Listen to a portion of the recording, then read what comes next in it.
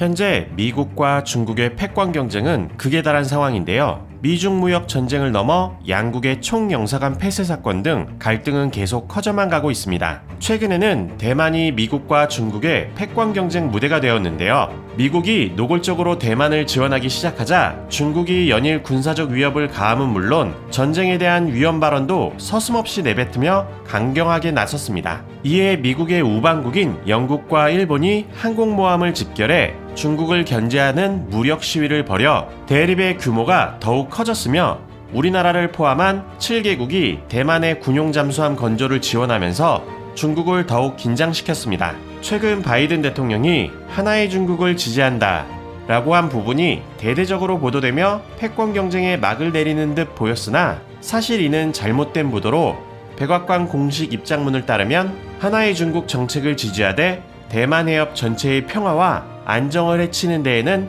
강력히 반대한다고 밝혀 갈등이 계속되고 있는데요.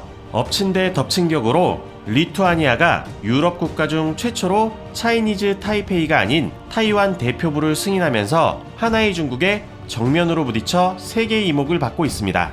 현재 미국과 중국의 패권 경쟁 최전선에는 바로 반도체가 있는데요. 미국은 첨단 기술이 중국의 군사력을 키우는데 악용될 수 있다는 것을 우려해 안보를 목적으로 강력한 규제를 시작했습니다. 이에 맞선 중국은 반도체 굴기를 선언해 팽팽히 맞서는 모습을 보여주고 있는데요. 그 사이 우리나라는 반도체 최강국으로 최대 교역국인 중국과 군사동맹국인 미국 사이에서 선택에 대한 압박을 받고 있는 상황입니다.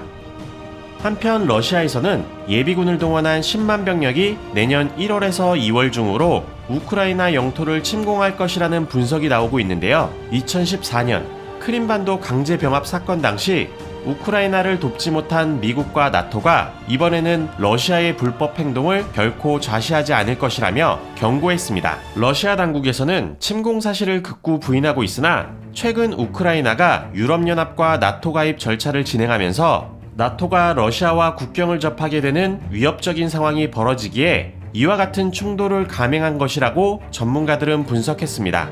현재 러시아는 미국이라는 공동의 적을 두고 있는 중국과 군사동맹을 강화해 주변국들이 긴장하고 있는데요. 이에 맞서 미국이 인도와 호주 등을 끌어들여 몸집을 키워나가면서 과거 냉전시대의 구도가 다시 형성되고 있습니다.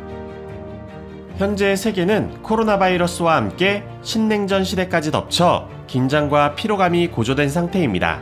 전문가들은 현 상황이라면 무슨 일이 벌어져도 이상할 것이 없다고 말하기도 하며 많은 이들이 3차 대전의 가능성을 우려하고 있는데요. 현재 대립의 최전선에 있는 국가들은 모두 국방력이 어마어마한 수준입니다. 지금까지 모든 인류의 전쟁사를 합쳐도 비교가 안 될 정도라고 하는데요. 이런 상황에서 조금이라도 불씨가 떨어진다면 세계는 걷잡을 수 없는 상황에 빠지게 될 것입니다.